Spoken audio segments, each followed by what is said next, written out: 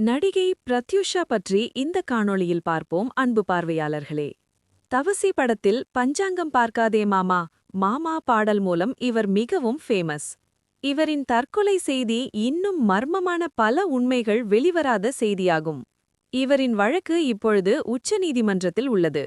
நடுத்தர தெலுங்கு குடும்பம், அம்மா ஸ்கூல் டீச்சர், 5 வருடத்தில் 11 படங்கள்தான் நடித்திருக்கிறார். அதில் தமிழ் 6 படம்.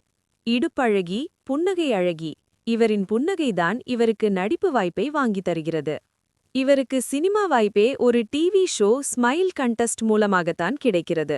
நன்றாக வளர்ந்து வரும் வேளையில் காதலனும் இவரும் தங்கள் காதலை பையனின் வீடு பணக்காரர்கள் என்பதால் ஏற்றுக்கொள்ளவில்லை என்று விஷம் குடித்து இருவரும் மருத்துவமனையில் அனுமதிக்கப்பட்டு காதலன் உயிர் தப்பினான். இவர் இறந்துவிட்டார்.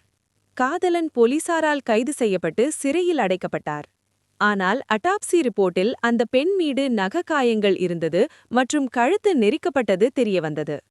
பிரத்யூஷாவின் காதலன் தண்டனையை 7 வருடத்திலிருந்து 5 வருடமாக குறைத்துவிட்டனர் மற்றும் நடிகையின் அட்டாப்சி ரிப்போர்ட் தந்த டாக்டர் ரோட் ஆக்சிடென்ட்டில் இருந்துவிட்டார்.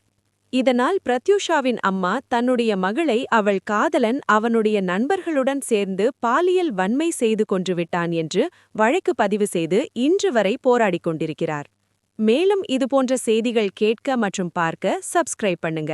VJ reels. நன்றி.